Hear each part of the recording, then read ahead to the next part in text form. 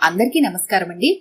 ఈరోజు మనం వాణిశ్రీ గారు రచించిన తారుమారు అనే ఓ చక్కటి కథను విందాం. ఇక కథలోకి వెళ్దాం. లలిత, శ్రావణ మాసంలో అంజలి పెళ్లి చేద్దాం అంటోంది మా వదిన. నువ్వేమంటావు అన్నాడు వెంకట్రామయ్య చెల్లెలితో. లలిత అన్నతో ఏం చెప్పాలని ఆలోచనలో పడింది. ఒకప్పుడైతే ఇలా ఆలోచించాల్సిన పని ఉండేది కాదు. ఎందుకంటే తన కొడుక్కి అన్న కూతుర్ని చేసుకోవాలని చిన్నప్పటి నుంచి అనుకుంటున్నదే.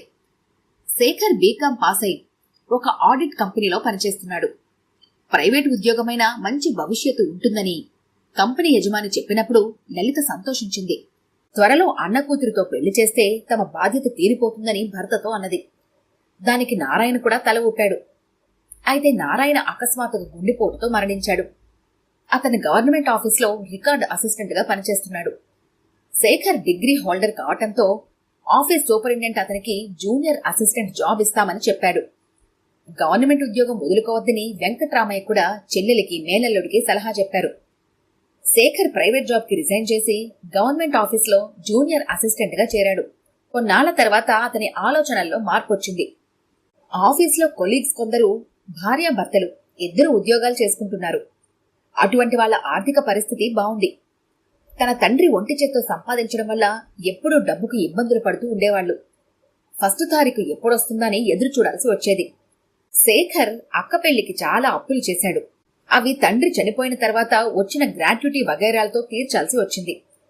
అదే భార్యాభర్తలిద్దరూ ఉద్యోగాలు చేసుకుంటూ ఉంటే హ్యాపీగా ఉంటుంది కదా.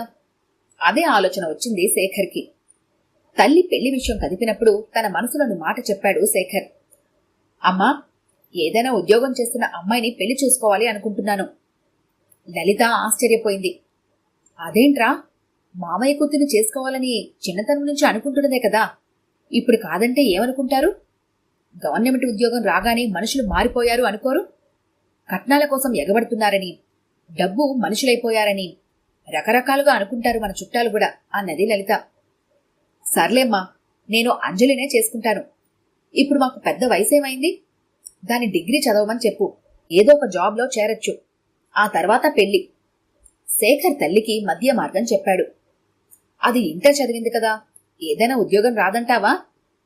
ఆ క్వాలిఫికేషన్తో ఏం వస్తుందమ్మా, ఇప్పుడు డిగ్రీ మినిమం. ఎవరైనా డిగ్రీ ఉందని అడుగుతారు అన్నాడు శేఖర్. లలిత ఆలోచిస్తోంది. ఇప్పటి వరకు అన్న తనతో పెళ్లి ప్రస్తావన తేలేదు. భర్త చనిపోయే సంవత్సరం గడిచింది కనుక ఇప్పుడు కదిపాడు. అన్నయ్య, శేఖర్ అంజలిని డిగ్రీ చదివించమంటున్నాడు అని కొడుకు మనసులో మాట చెప్పింది.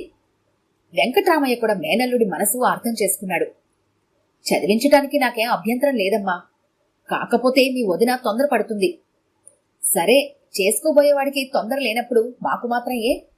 ఈ రోజుల్లో ఆడపిల్లలకు ఎంత చదివిస్తే అంత మంచిది.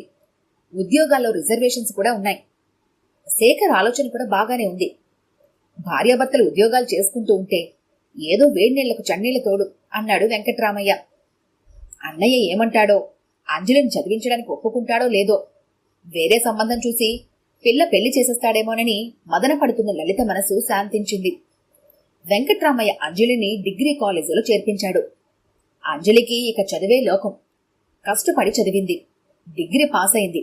అంజలి స్నేహితురాలు నాన్సీ సివిల్స్ కి ప్రిపేర్ అవుతూ ఆమెను కూడా ఎంకరేజ్ చేసింది.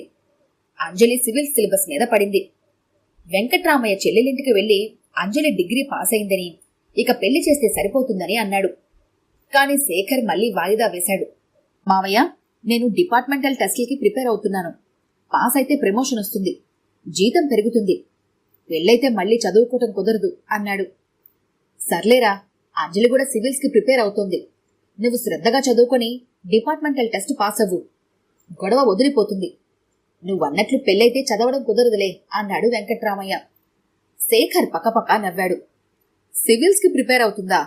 పెద్ద కలెక్టర్ అయిపోవాలనుకుంటుందా ఏంటి అన్నాడు. ఏమోలేరా, దాని ఫ్రెండ్ ఎవరో చదువుతుందట, ఇది మొదలుపెట్టింది. ఏదో కాలక్షేపం చెయ్యని, ఖాళీగా ఉండటం ఎందుకు అన్నాడు వెంకట్రామయ్య. దాని బదులు కంప్యూటర్ కోర్స్ చేస్తే మంచిది మామయ్య. ఇప్పుడు ఏ ఉద్యోగానికెళ్ళినా కంప్యూటర్ నాలెడ్జ్ గురించి అడుగుతున్నారు అన్నాడు శేఖర్. సరే, నేను అంజలికి చెప్తాలే అన్నాడు వెంకట్రామయ్య. ఇంటికెళ్లిన తర్వాత వెంకట్రామయ్య కూతురితో శేఖర్ చెప్పిన విషయం చెప్పాడు. అంజలి ఏం మాట్లాడలేదు. కొంచెంసేపు ఆలోచించింది. ఇదేదో చదువుతున్నాగా, ఎగ్జామ్స్ అయ్యాక చూద్దాంలే. మధ్యలో మారడమెందుకు? నాన్సీ నేను కంబైన్డ్ స్టడీస్ చేస్తున్నాం. నేనిప్పుడు కంప్యూటర్ కోర్సుకు వెళ్తుంటే నాన్సీకి నాకు టైమింగ్స్ కుదరదు అన్నది. వెంకట్రామయ్య తలూపి వెళ్లిపోయాడు. శేఖర్ డిపార్ట్మెంట్ టెస్టు గట్టెక్కలేకపోయాడు. అది పాస్ అయితే గాని ప్రమోషన్ రాదు. మళ్లీ పరీక్ష ఫీజు కట్టి చదువు మొదలుపెట్టాడు. అంజలి సివిల్స్ పాస్ అయింది. ఐఏఎస్ ట్రైనింగ్కి వెళ్ళింది. లలిత సంతోషించింది, కోడలు కలెక్టర్ అవుతుందని తెలిసి. వెంకట్రామయ్య దంపతులు ఆనందానికి హద్దు లేదు. కొంతకాలానికి అంజలి జిల్లా కలెక్టర్ అయింది. శేఖర్ డిపార్ట్మెంట్ టెస్టు పాస్ అయ్యాడు.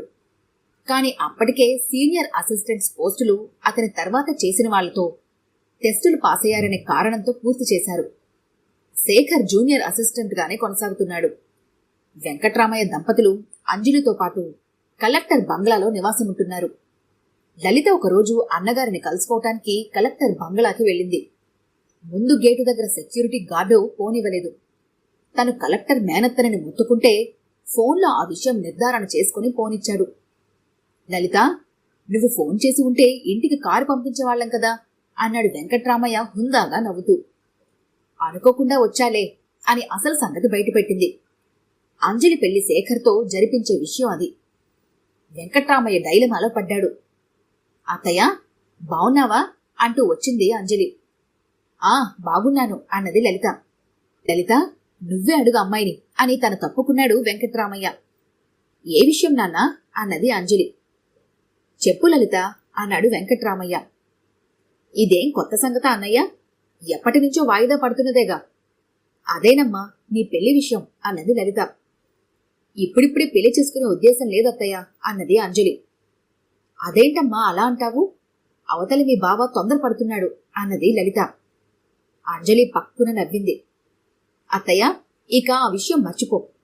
నేనిప్పుడు జిల్లా కలెక్టర్ని, బావ జూనియర్ అసిస్టెంట్. నన్ను పెళ్లి చేసుకునేవాడు నాకన్నా పై స్థాయిలో కాకపోయినా సమాన స్థాయిలో ఉండాలి, లేదంటే చికాకులొస్తాయి. కాబట్టి బావకి తగిన సంబంధం చూసి పెళ్లి చెయ్యి అన్నది అంజలి.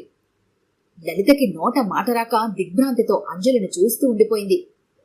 సారీ అత్తయ్య, నాకు ఆఫీస్ టైం అయింది అని కారెక్కి వెళ్లిపోయింది అంజలి. ఈ కథ కనుక మీకు నచ్చినట్లయితే లైక్ చేయండి, షేర్ చేయండి. మరిన్ని ఇంట్రెస్టింగ్ కథల కోసం మా ఛానల్ని తప్పకుండా సబ్స్క్రైబ్ చేసుకోండి.